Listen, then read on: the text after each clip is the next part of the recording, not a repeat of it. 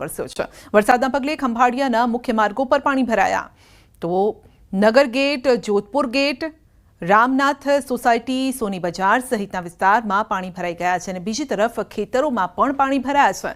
ધરતીપુત્રની ચિંતામાં વધારો થયો છે કારણ કે ઠેર ઠેર પાણી ફરી વળ્યા છે। વધુ અપડેટ મેળવીશું સંવાદદાતા મુકુંદ પાસેથી। જી મુકુંદ, દ્વારકામાં વરસાદનું જોર યથાવત છે, સ્થાનિકો સહિત ખેડૂતોમાં ચિંતા વધી। જી સંધ્યા, વાત કરવામાં આવે તો દેવભૂમિ દ્વારકા જિલ્લામાં બપોરના સમયે જ મેઘરાજાની વિરામ બાદ ફરી એન્ટ્રી શરૂ થઈ હતી। વાત કરીએ તો ખંભાળિયા શહેરમાં ધોધમાર વરસાદના કારણે ખંભાળિયાની નગર gate, Jodhpur gate, Ramnath society સહિતના જે મુખ્ય માર્ગ છે આ મુખ્ય માર્ગમાં પાણી ભરાઈ જવાના કારણે વાહન ચાલકો તેમજ રાહદારીઓને પણ પારાવાર મુશ્કેલીનો સામનો કરવો પડી રહ્યો હતો। ત્યારે વાત કરીએ તો દેવભૂમિ દ્વારકા જિલ્લાના ગ્રામ્ય વિસ્તારમાં છેલ્લા કેટલાય સમયથી સતત વરસી રહેલા વરસાદના કારણે ક્યાંક ને ક્યાંક ખેડૂતોની ચિંતામાં પણ વધારો જોવા મળ્યો છે। વરસાદી પાણી ખેતરોમાં ભરાઈ રહેલા હોય ત્યારે જે મગફળી સહિતના જે પાક છે આ પાકને પણ વ્યાપક નુકસાન થવાની ખેડૂતોમાં હાલ ભીતિ સેવાઈ રહી છે। જી સંધ્યા। જી, આપનો આભાર। તો યાત્રાધામ દ્વારકામાં વરસાદી વાતાવરણ છે અને તે વચ્ચે દરિયામાં ભારે કરંટ જોવા મળ્યો છે। ગોમતી ઘાટ પર 10 થી 12 ફૂટ ઊંચા મોજા ઉછળ્યા છે। દરિયામાં કરંટના પગલે સહેલાણીઓને દરિયા કિનારે ન જવા માટે તંત્રએ અપીલ કરી છે। દ્વારકામાં એક દિવસના વિરામ બાદ વરસાદ શરૂ થતા રસ્તા પર પાણી ફરી વળ્યા હતા।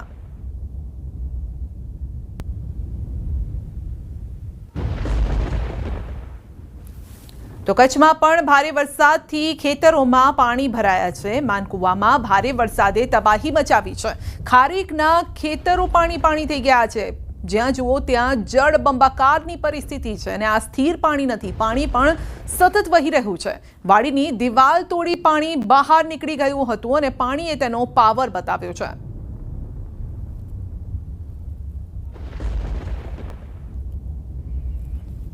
તો કચ્છ માંડવીમાં ધોધમાર વરસાદ, ભારે વરસાદથી રોડ રસ્તા ધોવાયા છે। ભાડિયા માંડવીને જોડતો કોઝવે તૂટી ગયો છે।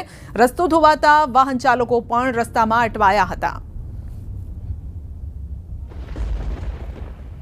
તો કચ્છના માંડવી પંથકમાં ભારે વરસાદ બાદ પૂર, વિજયસાગર ડેમ છલકાયો છે। રૂકમાવતી નદીમાં પૂર આવ્યું છે। મદનપુરા કોડાઈ વચ્ચેના રસ્તા પર પાણીનો પ્રવાહ, ભારે પ્રવાહના લીધે અવરજવર બંધ થઈ છે। ગઈકાલ રાતથી માંડવીમાં મેઘરાજા મન મૂકીને વરસી રહ્યા છે।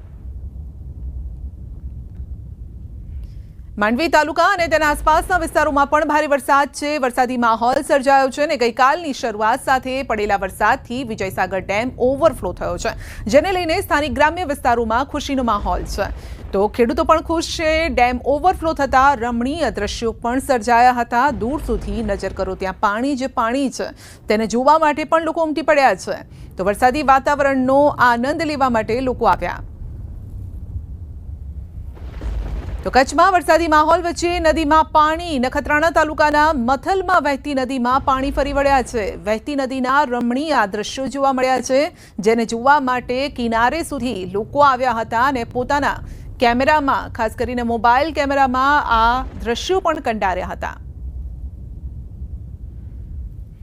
તો કચ્છમાં મેઘરાજાએ જમાવટ કરી છે। ગાંધીધામમાં 2 કલાકમાં 2 ઇંચ વરસાદ ખાબક્યો। સવારના 8 થી 10 વચ્ચે ધોધમાર વરસાદ વરસ્યો અને રાત્રે પણ વરસેલા વરસાદથી શહેરના અનેક માર્ગો પર પાણી ભરાયા। શહેરના અનેક વિસ્તારોમાં પાણી ભરાયા, લોકો પરેશાન થયા।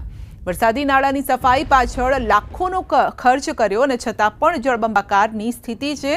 લોકોએ પરેશાન થવું પડી રહ્યું છે અને વાહનો પણ બંધ થઈ જઈ રહ્યા છે। તો નવસારીમાં ઘૂસ્યા છે પૂર્ણા નદીના પાણી। પૂર્ણા નદીએ વટાવી છે ભયજનક સપાટી। 23 ફૂટ ઉપર વહી રહી છે પૂર્ણા નદી। નવસારીના અનેક વિસ્તારોમાં પાણી ભરાયેલા છે। ઘરમાં 2 ફૂટ સુધીના પાણી ભરાયા છે। તો નીચાણવાળા વિસ્તારોએ ખાસ સાચવવું પડશે અને તે વિસ્તારોમાં અત્યારે પાણીએ સામ્રાજ્ય જમાવ્યું છે। હવામાન વિભાગ દ્વારા આજે નવસારી જિલ્લામાં અતિ ભારેથી ભારે વરસાદની આગાહી આપવામાં આવી છે।